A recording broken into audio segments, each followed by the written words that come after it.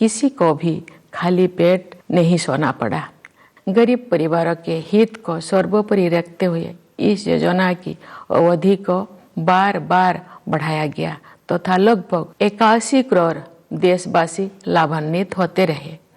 इस सहायता को आगे बढ़ाते हुए सरकार ने घोषणा की है कि वर्ष 2023 के दौरान भी लाभार्थियों को उनका मासिक राशन मुफ्त में मिलेगा।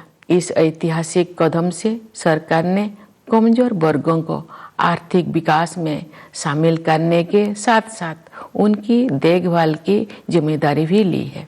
हमारे अर्थव्यवस्था का आधार सुदृढ़ होने के कारण हम उपयोगी प्रयासों का सिलसिला शुरू करने और उसे आगे बढ़ाने में सक्षम हो सके। हमारा अंतिम लक्ष्य एक ऐसा वातावरण बनाना है जिससे सभी नागरिक व्यक्तिगत और सामूहिक रूप से अपनी वास्तविक क्षमताओं का पूरा उपयोग करें और उनका जीवन फले फूले।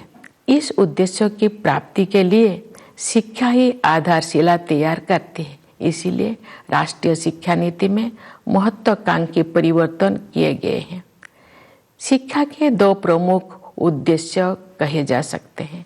पहले आर्थिक और सामाजिक सशक्तिकरण और दूसरा सत्य की खोज। राष्ट्रीय शिक्षा नीति इन दोनों लक्ष्यों को प्राप्त करने का मार्ग प्रशस्त करती है।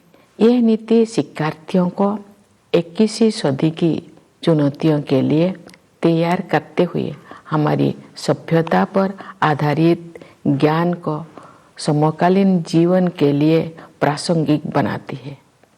इस नीति में शिक्षा प्रक्रिया को विस्तार और गहराई प्रदान करने के लिए प्रौद्योगिकी की महत्वपूर्ण भूमिका को रेखांकित किया गया है। हमें कोविड-19 के शुरुआती दौर में ये देखने को मिला कि प्रौद्योगिकी में जीवन को बदलने की संभावनाएं होती है। डिजिटल इंडिया मिशन के तहत गांव और शहर की दूरी को समाप्त करके सूचना और संचार प्रौद्योगिकी को समावेशी बनाने का प्रयास किया जा रहा है। दूर दराज के स्थानों में अधिक से अधिक लोग इंटरनेट का लाभ उठा रहे हैं। बुनियादी ढांचे में हुए विस्तार की सहायता से सरकार द्वारा उपलब्ध कराए जा रहे विभिन्न प्रकार की सेवाएं लोगों को प्राप्त हो रहा है। हम विज्ञान और प्रौद्योगिकी के क्षेत्र में अपनी उपलब्धियों पर गर्व का अनुभव कर सकते हैं। अंतरिक्ष प्रौद्योगिकी के क्षेत्र में भारत गिने चुने अग्रणी देशों में से एक रहा है।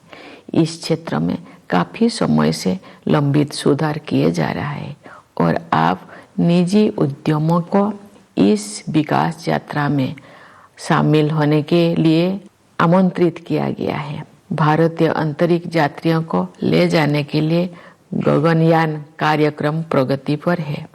ये भारत की पहली मानवयुक्त अंतरिक्ष उड़ान होगी। हम सितारों तक पहुंचकर भी अपने पांव जमीन पर रखते हैं। भारत का मंगल मिशन असाधारण महिलाओं की एक टीम द्वारा संचालित किया गया था और अन्य क्षेत्रों में भी बहनों और बेटियां आप पीछे नहीं है। महिला सशक्तिकरण तथा महिला और पुरुष के बीच समानता अब केवल नारे नहीं रह गए हैं। हमने हाल के वर्षों में इन आदर्शों तक पहुंचने की दिशा में काफी प्रगति की है। बेटी बचाओ बेटी पढ़ाओ अभियान में लोगों की भागीदारी के बल पर हर कार्य क्षेत्र में महिलाओं का प्रतिनिधित्व बढ़ रहा है। राज्य की अपनी यात्राओं, शिक्षण संस्थानों के कार्यक्रमों और प्रोफेशनल्स के विभिन्न प्रतिनिधि मंडलों से मिलने के दौरान मैं युवतियों के आत्मविश्वास से बहुत प्रभावित होती हूँ। मेरे मन में कोई संदेह नहीं है कि महिलाओं की आने वाले काल के भारत को स्वरूप देने के लिए अधिकतम योगदान देंगे। यदि आधी आबादी को राष्ट्र निर्माण में अपनी श्रेष्ठतम क्षमता के अनुसार योगदान करने की अवसर दिया जाए तथा उन्हें प्रोत्साहित किया जाए तो ऐसे कौन सा चमत्कार है जो नहीं किया जा सकता है। सशक्तिकरण की यही दृष्टि अनुसूचित जातियों और अनुसूचित जनजातियों सहित कमजोर वर्गों के लोगों के लिए सरकार की कार्यप्रणाली का मार्गदर्शन करती है। वास्तव में हमारा उद्देश्य न केवल उन लोगों के जीवन की बाधाओं को दूर करना और उनके विकास में मदद करना, बल्कि उन समुदाय से सीखना भी है। विशेष रूप से जनजातीय समुदाय के लोग पर्यावरण की रक्षा से लेकर समाज को और अधिक एकजुट बनाने तक कई क्षेत्रों में सीख दे सकते हैं। प्यारे देशवासियों, शासन के सभी पहलुओं में बदलाव लाने और लोगों की रचनात्मक ऊर्जा को उजागर करने के लिए हाल के वर्षों में किए गए प्रयासों की श्रृंखला के परिणाम स्वरूप अब विश्व समुदाय भारत को सम्मान की नई दृष्टि से देखता है। विश्व के विभिन्न मंचों पर हमारी सक्रियता से सकारात्मक बदलाव आने शुरू हो गया है। विश्व मंच पर भारत ने जो सम्मान अर्जित किया है, उसके फलस्वरूप देश को नए अवसर और जिम्मेदारियां भी मिली है।